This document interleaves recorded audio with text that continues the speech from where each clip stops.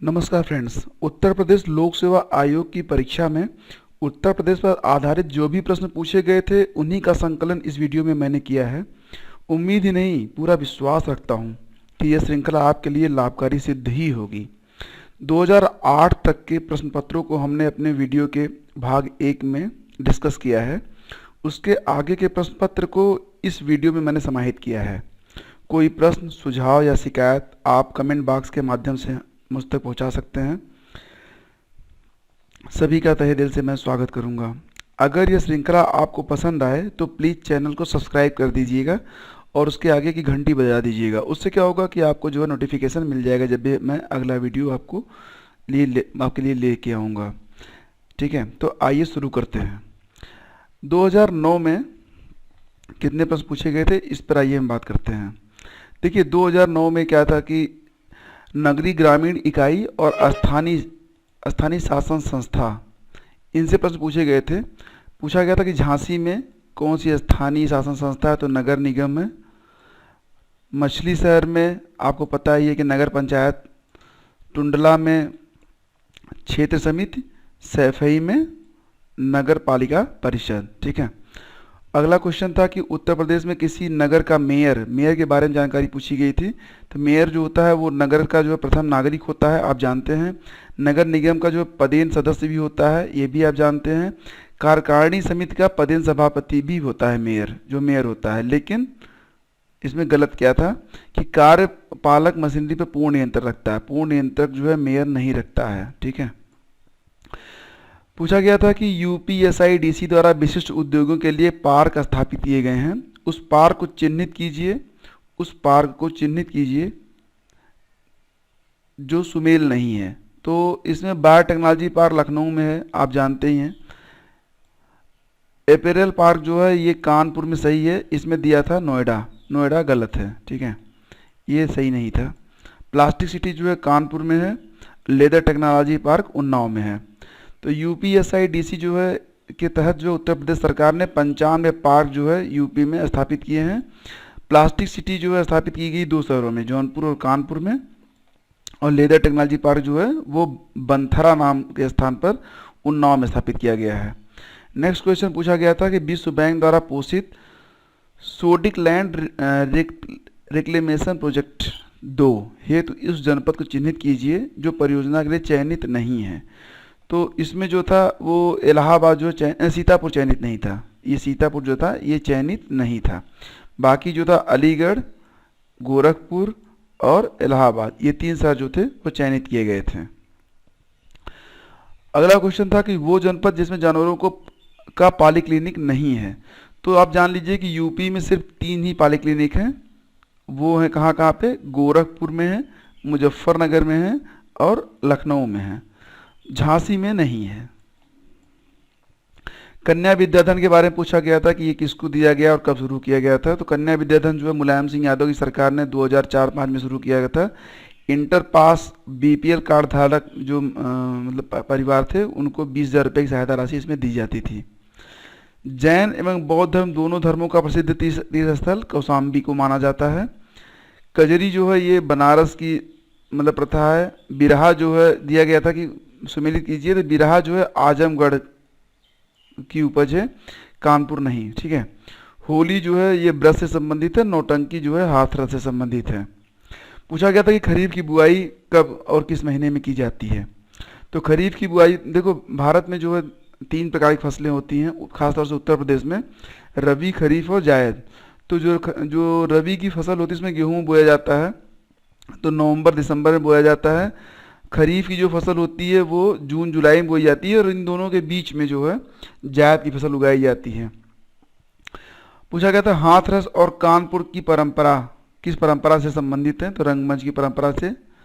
इसमें जो बीथी नाटक का मतलब मंचन किया जाता है, इसमें लोक कथाओं का प्रदर्शन किया जाता है। ठीक है, हाथरस और कानपुर में। उत्तर प्रदेश का लोकगीत नहीं है, पूछा गया था उत्तर प्रदेश का लोकगीत नहीं है। तो ढोला मारू जो है ये उत्तर प्रदेश का लोकगीत नहीं है। असल में ढोला मारू जो है ये रोमांटिक टेल ऑफ ढोला और मारू नाम के प्रेमी और प्रेमिका थे। राजस्थान में ये लोग थे और वहाँ पर इनकी जो है प्रेम कथा को लोग गाते हैं। तो उसे ढोला मारो लोकगीत कहते हैं। ठीक है, बाकी रसिया, बिरहा और कजरी ये तीनों जो है उत्तर प्रदेश से संबंधित हैं। ये देखिए पूछा गया था कि सुमेलित नहीं है, तो कर्मा, धुरिया, धीवर और नटवरी। नटवरी जो है ये पूर्वांचल से संबंधित है, धीवर जो है कहारों से संबंधित है। ये बुंदेलखंड में धीवर नाम का मतलब वो नृत्य करते हैं जो कहार होते हैं। झरिया जो है ये बुंदेलखंड में गाई जाती है, और कर्मा जो है ये महोबा में है, सॉरी सोनभद्र के आदिवासी गाते हैं, महोबा में नहीं है। ठीक है, तो ये वाला सुमेलित नहीं था। 2010 में 11 क्वेश्चन पूछे गए थे उत्तर प्रदेश लोक सेवा आयोग पीसीएस प्री की परीक्षा में। पूछा गया था कि किसान बही योजना कब शुरू की गई। ये पहले भी पूछा गया था 1992 में। पूछा गया था कि प्रथम जैव प्रौद्योगिकी पार्क, बायोटेक्नोलॉजी पार्क, तो मैंने पहले ही बता दिया था, पहले भी प्रश्न आया था, 2002 में स्थापित किया गया था, 2002 में लखनऊ में। सर्वाधिक जनजाति जनसंख्या लखीमपुर खीरी में है। 2001 की जनगणना के अनुसार 37,949 प्लस वहाँ पर जनजाति जनसंख्या है। ये फिर वही आ गया है संगीत के लिए। तो ये देखिए आप, लोकगीत जो होते हैं इनसे संबंधित प्रश्न लगभग हर साल पूछे जा रहे थे और लगभग रिपीटेड क्वेश्चन है। आप वही देख रहे हैं कि आल्हा कहाँ से संबंधित है, बुंदेलखंड से। बिरहा कहाँ संबंधित है, पूर्वांचल से। पूर्वांचल में अगर पूछा जाए तो ये आजमगढ़ से संबंधित है। ठीक है, चैती जो है ये भी ये दिया था रुहेलखंड से संबंधित, रुहेलखंड से संबंधित नहीं है। ये जो है चैत मास में पूर्वी उत्तर प्रदेश में गाया जाता है। और कजरी का संबंध जो है वो अवध से है। ठीक है, आगे पूछा गया था कि 10 लाखी नगरों के बारे में पूछा गया था कि नगरों को जनसंख्या आकार के क्रम में व्यवस्थित कीजिए। तो ठीक है, ये जो है 2010 की बात है, तो 2001 की जनगणना के अनुसार इसको व्यवस्थित करना था। 2001 की जनगणना के अनुसार इलाहाबाद में की जनसंख्या सबसे अधिक थी, फिर मेरठ, फिर आगरा, फिर लखनऊ। ठीक है, मेरठ, आगरा, लखनऊ और सबसे ज़्यादा इलाहाबाद। फिर वही देखिए, फिर वही प्रश्न पूछा जा रहा है कि उत्तर प्रदेश का लोक नृत्य नहीं है। चरकुला, दादरा, कर्मा और मुरिया। तो मुरिया जो है ये लोक नृत्य जो है छत्तीसगढ़ का है।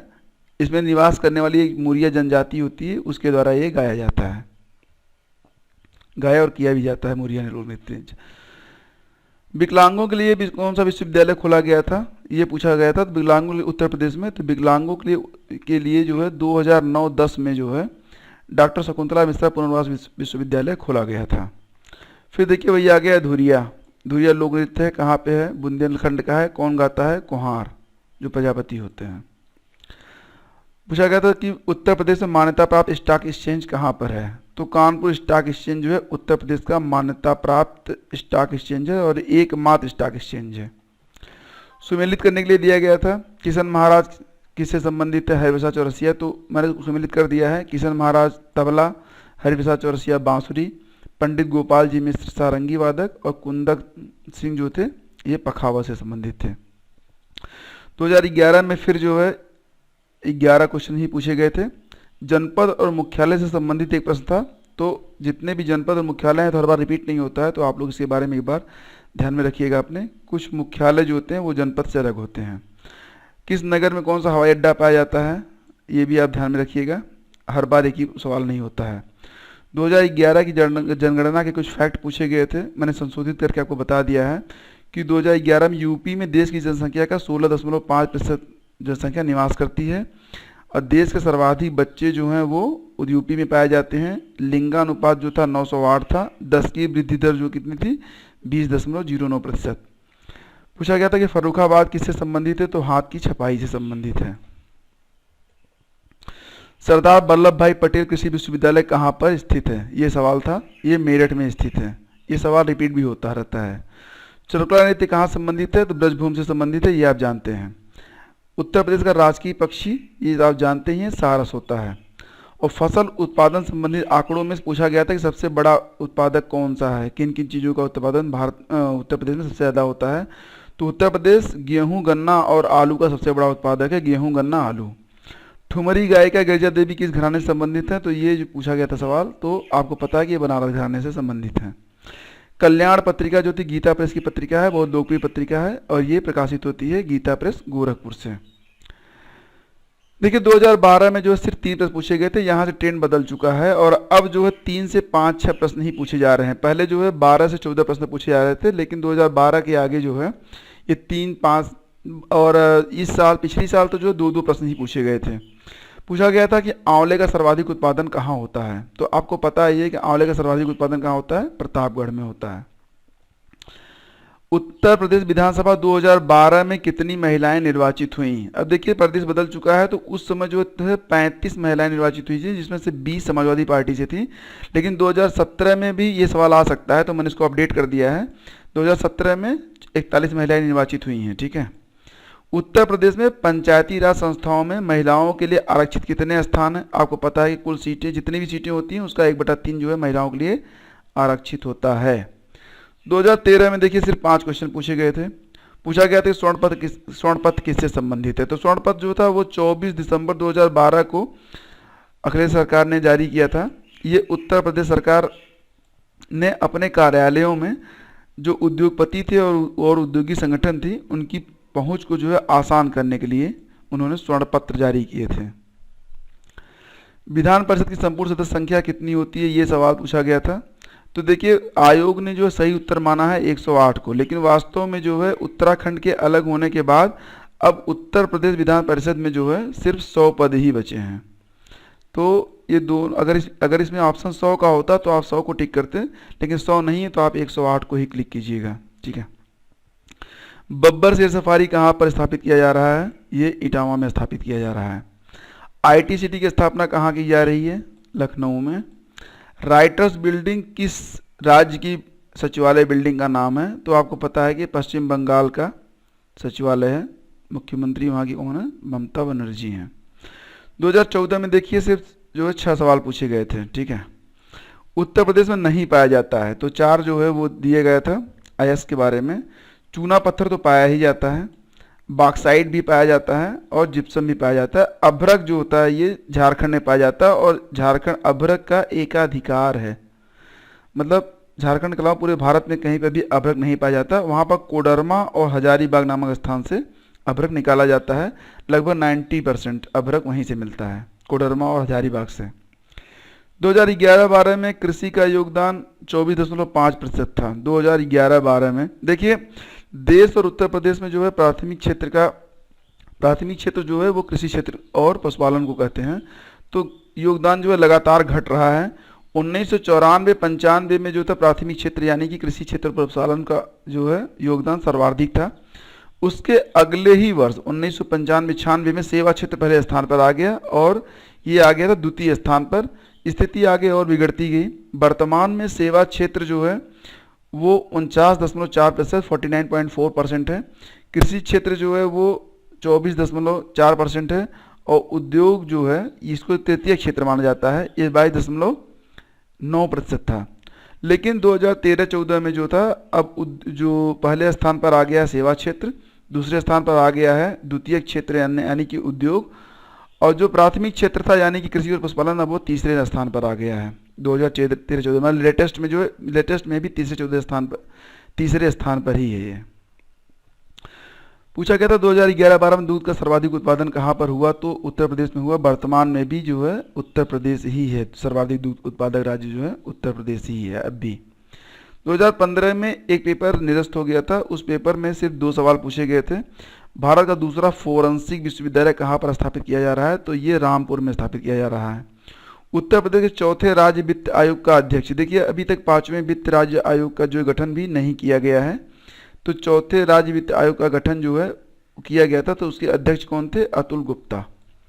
तो भारतीय संविधान के अनुच्छेद 243I और 243Y के अंतर्गत जो है राज्यपाल जो होता है राज्य वित्त आयोग का गठन जो है हर 5वें वर्ष में करता है, 5वें वर्ष में। 2015 में निरस्त पेपर के बाद एक परीक्षा और हुई थी, उसमें भी सिर्फ 2 ही सवाल पूछे गए थे उत्तर प्रदेश विशेष से। पूछा गया था दिसंबर 2014 में उत्तर प्रदेश मंत्रिमंडल द्वारा नगरों में मेट्रो चलाने के लिए, मेट्रो ट्रेनें चल रही हैं आपको पता ही है, तो साध्यता अध्ययन जो है किन 4 शहरों में किया गया था, तो वो 4 शहर थे मेरठ, आगरा, वाराणसी और लखनऊ, ठीक है। गाजियाबाद में ये पहले से ही मतलब किया जा रहा है, चल भी रहा है। वैशाली स्टेशन जो है गाजियाबाद में ही आता है। 2016 में जिसमें 4 क्वेश्चन पूछे गए थे। 2014-15 में भारत के निर्यात में उत्तर प्रदेश की हिस्सेदारी 4 से 5%, महाराष्ट्र प्रथम स्थान रखता है अभी भी। मतलब जो भारत जितना भी निर्यात करता है उसमें सबसे अधिक योगदान महाराष्ट्र का है, फिर जो है उत्तर प्रदेश का है। जिला योजना में कौन कौन सी संस्थाएं आती हैं, ये सवाल था। तो जिला योजना में आपको पता ही है, नगर पंचायत आता है, ग्राम पंचायत आता है और ग्राम सभा आता है। ये 3 चीज़ें हैं, इसको याद रखिएगा, ये बहुत काम के हैं, ये भूल भी जाते हैं। ठीक है, देखिए पूछा गया था कि एशिया की सबसे बड़ी चीनी मिल कहाँ पर पाई जाती है। तो खतौली जो चीनी मिल है ये उत्पादन और भंडारण दोनों में एशिया में पहले स्थान पर है। त्रिवेणी ग्रुप की ये मिल है, ठीक है, और ये मुजफ्फरनगर में है, मुजफ्फरनगर के खतौली नामक स्थान में। ये एशिया की सबसे बड़ी चीनी मिल है। उत्तर प्रदेश में सॉफ्टवेयर तथा बिजनेस प्रोसेस आउटसोर्सिंग उद्योग, इसको आईटी और बीपीओ इंडस्ट्री भी कहते हैं। इसका जो है सबसे बड़ा केंद्र कहाँ पर, ये पूछा गया था। तो इसका सबसे बड़ा केंद्र जो है नोएडा में है। देखिए फ्रेंड्स, जो भी क्वेश्चन थे मैंने आपको बता दिया है। अब उत्तर प्रदेश के बारे में जो है बाकी एक संक्षिप्त जानकारी के बारे में मैं अगला वीडियो आपको दे दूंगा। उसमें सारी चीज़ें जैसे कि कौन से ज़िले कहाँ पर हैं, कैसे हैं, उनकी भौगोलिक स्थिति क्या है, जनगणना के अनुसार जो है क्या स्थिति रही है, और मतलब सब कुछ जो है उसमें समाहित होगा। तो निश्चित रूप से ये सब मिला के अगर आप मतलब 1 घंटे का वीडियो होगा तीनों मिलाकर, 3 घंटे अगर आप 1 घंटे भी दे देते हैं तो निश्चित रूप से आपका कोई भी सवाल जो है गलत नहीं होगा। सहयोग करने के लिए आपका बहुत बहुत धन्यवाद। अगर वीडियो आपको पसंद आता है तो कमेंट बॉक्स में मुझे बताएं, नहीं पसंद आता है तो भी बताएं। और अगर आपको ये वीडियो अच्छा लगा और चाहते हैं कि मैं अगला वीडियो भी ऐसे ही बनाता रहूं तो कृपया मुझसे, मतलब आपके जो कमेंट होंगे मुझे मोटिवेट करेंगे। चैनल को सब्सक्राइब करेंगे तो मुझे पता लगेगा कि लोगों की रुचि है और ऐसे वीडियोज़ मैं बनाता ही रहूँगा। तो धन्यवाद आपका और जय हिंद जय भारत। अपने आसपास में सहयोग करिए, वृक्षों को बचाइए। नमस्कार।